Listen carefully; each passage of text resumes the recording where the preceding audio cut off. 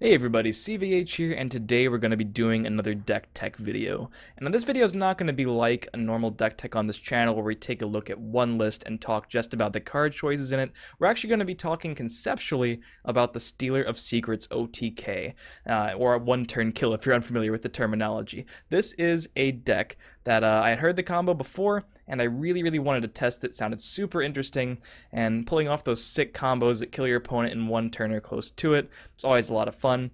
So before we get into it, I'll be going over how the combo actually works, and then I'll be showing two different deck lists that can function and pull the combo off in various forms relatively consistently for how much you'd expect. I'm not saying this deck is amazing or anything, but boy, is this the deck for you if you're looking for something a little different to play on the ladder and you're really interested in these kind of combo-oriented strategies. As you might expect from a combo deck, it's a bit weak to decks that can apply constant pressure throughout the game like a lot of mid-range decks can, but can be good once you've stabilized against aggro and run them out of options, and is very good against control decks a lot of the time since they're giving you a lot of time to assemble your combo pieces.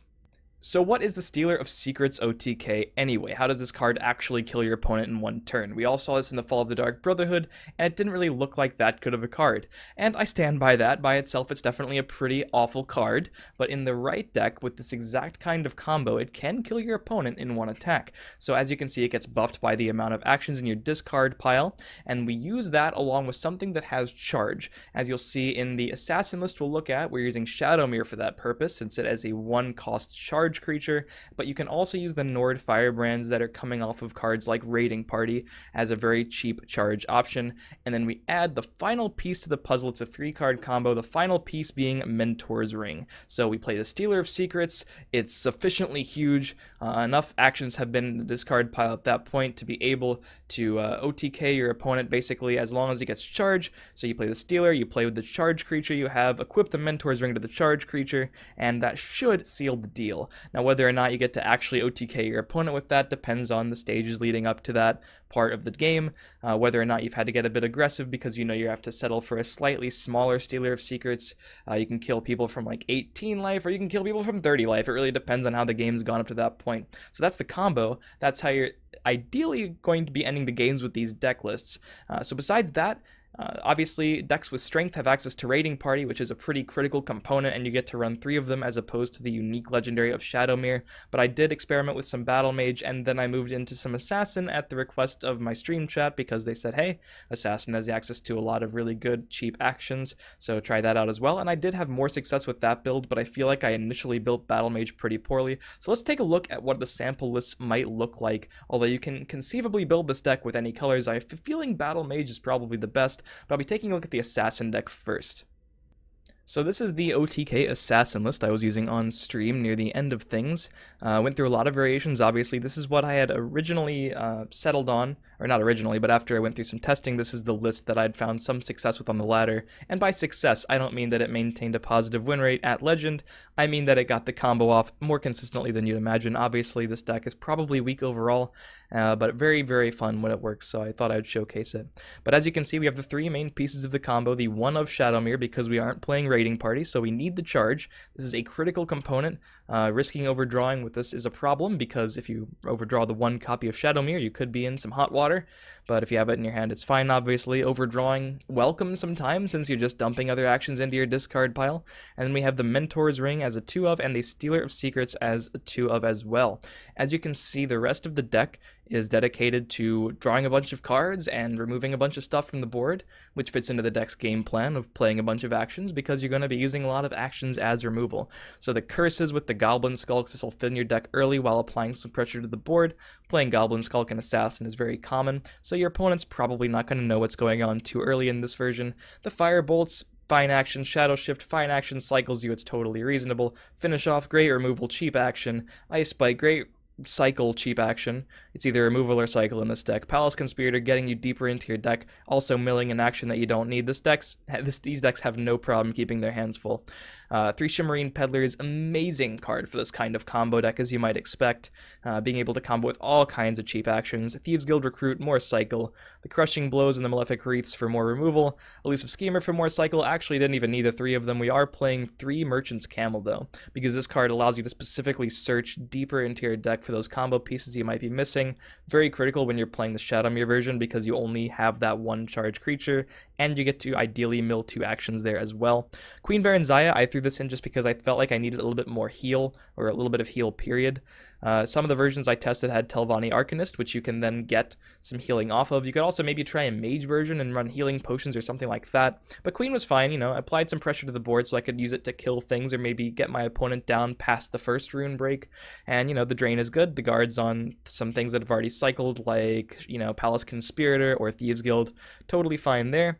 And then 3 Ice Storms as the board clear that you really want to be playing in a deck like this so you don't get completely out pressured by these aggro and mid-range decks that'll be filling the board. This is really the main board clear that these kind of decks would have access to, and as you can see, everything is either trying to keep you alive or draw cards to find the combo, and then in the very late game when you have that much Magicka and you finally have all the actions in your discard pile, you kill your opponent. So I believe this is the deck I'll be showcasing some gameplay on after we go through the Battlemage list, but let's take a look at that one and see what that might look like as well. Again, I'm not totally sure that I built the Battlemage version optimally. I'm actually fairly certain that I did not, but this is one place you could start. As you can see, a lot of the cards in blue are going to be the same. A lot of the neutral Multi-Merchant's Camel is the same. Slaughterfish Spawning, I tested it in both builds. You could play other things as well. You could play Fireball, which is a red card. You could play Moment of Clarity. That could potentially give you some heal or something like that. I'm trying to find it really quickly. Reveal the 3 random cards. Choose one to draw. There's a lot of different options you could test out. But as you can see, a lot of the cards are going to be the same. We got the cycling, we have the removal, we get to play Cast Out and Fell the Mighty in this version. Rapid Shot obviously is great, takes the place of Shadow Shift, functions as more removal, totally fine card there. And the big thing obviously being the 3 copies of Raiding Party. It's a lot easier to assemble the combo in your hand. Still have the 2 copies of Stealer of Secrets, the 2 copies of Mentor's Ring, and Raiding Party, a really good card in this deck because you can play it as a 3 of.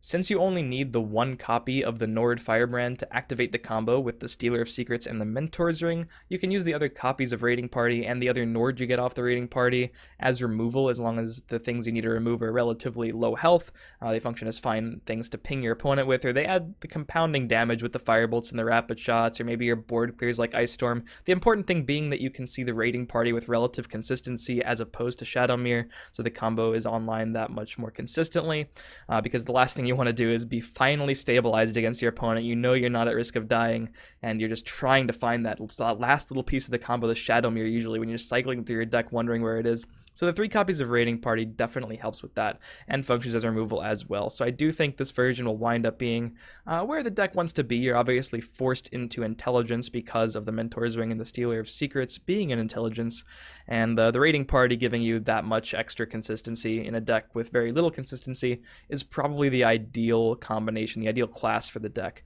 So this is a very fun deck. I definitely recommend if you guys are interested in some offbeat strategies. It's also very difficult to play. Both of these versions that I tested were very difficult, but very rewarding when the combo goes off. And you might be thinking to yourself, well, there's no way this combo is ever going to go off. So in response to that, as opposed to what I would usually do in a deck tech video, I will actually include some gameplay after this from the stream. So I will have the audio muted. I'll just use game audio, some music from the Legends game itself. So hopefully you enjoy watching this combo actually go off. It's very satisfying, even more so when you can get it off yourself, so I definitely recommend it. As always, if you've enjoyed the video, feel free to leave a like, feel free to stay subscribed to the channel for more deck techs, gameplay videos, all that good stuff for Legends. Follow my stream into the link in the description down below. You can catch me live, so hopefully I see you there, and I'll see you next time, guys. Enjoy some gameplay of Stealer of Secrets OTK.